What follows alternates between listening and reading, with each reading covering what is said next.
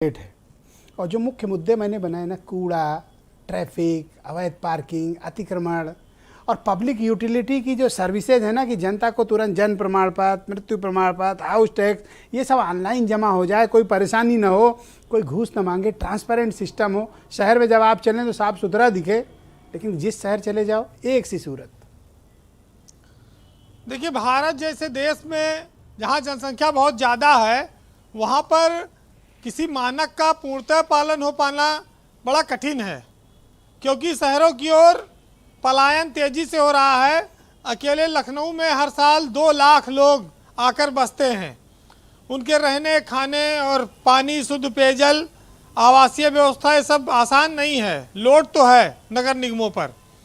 लेकिन ब्रजेश जी, एक बात तो देखिए, जितने नगर निगम है प्रदेश में, अधिकतर पे तो सब पे बीजेपी का कब्जा है। लेकिन हमने सुना है कि जिनको हमने चुना है वो कहते हैं कि सवाल पूछना मना है। तो ये सब कहानी किस्सा का फायदा क्या है जब इनको फ्री में वोट मिल रहा है? भाई, शहर में बीएसपी, बीजे और सपा कांग्रेस सबका वोट है, लेकिन उनके वोट की कोई वैल्यू नहीं है। बीजेपी जीत जाती है 4 बार, 2 बार दिनेश शर्मा जी रहे, संयुक्ता भाटिया रही, एस.सी. राय रहे। लखनऊ में देख लो आप, कानपुर देख लो, हर जगह तो बीजेपी जीतती है। तो बीजेपी किसी भी खड़ा कर दे, जवाबदेही खाली चुनाव प्रचार में, भाषण में है। चुनाव जीतने के बाद कोई जवाबदेही नहीं है। चुनाव जीतने के बाद जो हम कहें वो सही है। 100 दिन का एक बात अभी त्रिपाठी जी ने कही कि हमने बड़ा जाके जिलों जिलों में सब गाथा गाई। इनके मंत्री चित्रकूट में गए थे, जयवीर सिंह पर्यटन मंत्री, वहाँ मुर्दा का केला फल बंटवा दिए। वो डॉक्टर खटिया पे लटाए के अस्पताल के बेड पे, बेड थी वीरेंद्र जी, खटिया नहीं थी, बेड थी, बेड। हाँ, और वो जब बाहर आए मंत्री जी, तब मीडिया वाले बताएं कि वो तो मरा हुआ था जिसको आप फल दे आए। फिर दोबारा पलट के गए। तो ये तो भाई सब जवाबदेही का ही परिणाम है। बीजेपी को निकाय चुनाव वोट मिलता है, जीत जाएगी, किसी को टिकट दे दे। बीजेपी का टिकट जीत की गारंटी है इस समय। तो आप अब इसको आप मुकाबले के तौर पर देख सकते हैं कि ये मुकाबला सीधा होगा कि और दल भी लड़ेंगे, क्योंकि बसपा और कांग्रेस लड़ेगी। कितना लड़ेगी, कितने पे लड़ेगी, ये अभी साफ नहीं है। बात जैसे विधानसभा में आपने देखा परिणाम, तो भाजपा और सपा सीधे लड़ सकती हैं, क्योंकि विधानसभा में 1 और 2 विधायक जीते हैं बसपा और कांग्रेस के जी। तो वहाँ पर भी शहरों में तो और कठिन है इनके लिए। तो ये थोड़ी समस्या है। और आप साफ सफाई में टॉप 10 में जब देश में नाम आता है, तो उत्तर प्रदेश के कुछ जिले बंगले झाँकते हैं, कभी गाजियाबाद, कभी लखनऊ। हम लोग इसी में संतोष करते हैं कि चलो कहीं कुछ हो रहा है। नगर निगमों में हम उत्कृष्टता और उच्चता की बात, सर्वोच्चता की बात कैसे कर सकते हैं जब हमारे पास देने के लिए पैसा नहीं, वेतन नहीं है? कहाँ से कर्मचारी लगाएंगे? नगर निगम सब कंगाल हैं, घाटे में चल रहे हैं। ठेकेदार काम करके 2-2 साल पैसा भुगतान के लिए मारा फिर रहे हैं, कहाँ भुगतान नहीं होता। तो कहाँ से नगर निगम से आप उम्मीद करते हैं कि बहुत चमत्कार हो जाएगा, साफ सफाई हो जाए? बरसात होती है, बस फंस जाती, कार फंसी रहती है पानी में, इतना पानी भर जाता है। लोगों घरों में घुस गया पानी, आटा, गेहूं, चावल, खटिया, बेड सब भीग गया। लोग हाहाकार आधी रात में सो रहे थे, भागे निकल के घर से।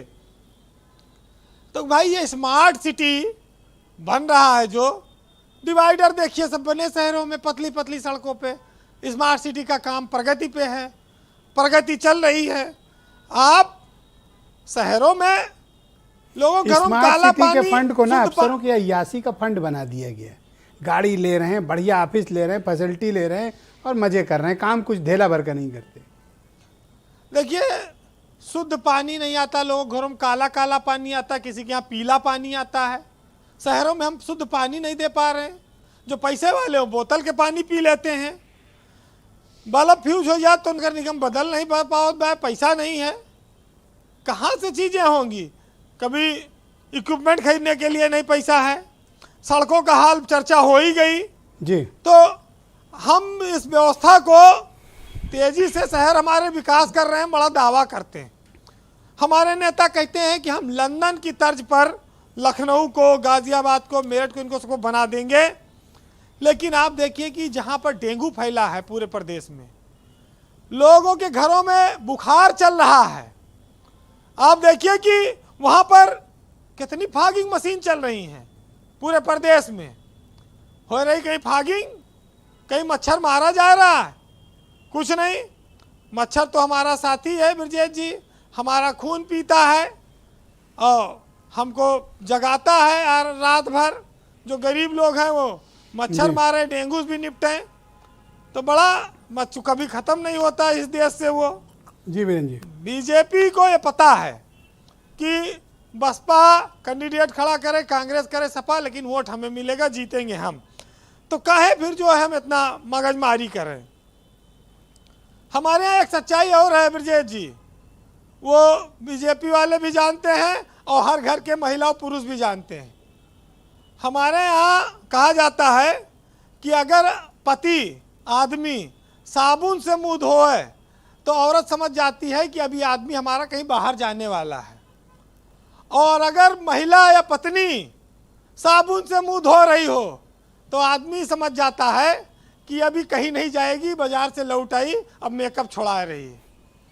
तो सब एक दूसरे के, ऐसे भाजपा वाले भी जानते हैं कि नगर निगम में फंसा रही हैं, चाहे इनको पीला पानी पिलाओ चाहे काला, ये जाएंगे कहीं नहीं, ये रहेंगे यहीं।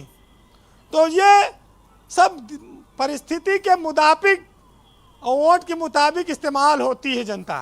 और लोग सोचते हैं कि नेता हमारा बड़ा सम्मान कर रहे हैं, हम लोग हिंदू मुस्लिम के आधार पर वोट दे रहे हैं, लोगों को जिता रहे हैं। तो ठीक है भाई, लोकतंत्र है, सबको अपने मताधिकार का प्रयोग करने का अधिकार है, वो करता है। बहरहाल एक साहित्यकार ने लिखा है, सुनिएगा, हसीब सोच साहब की लाइनें हैं कि आवाम आज भी कच्चे घरों में रहते हैं, वो मर गए हैं मगर मकबरों में रहते हैं। कमाल ये नहीं शीशे के बदन अपने, कमाल ये है कि पत्थरों में रहते हैं।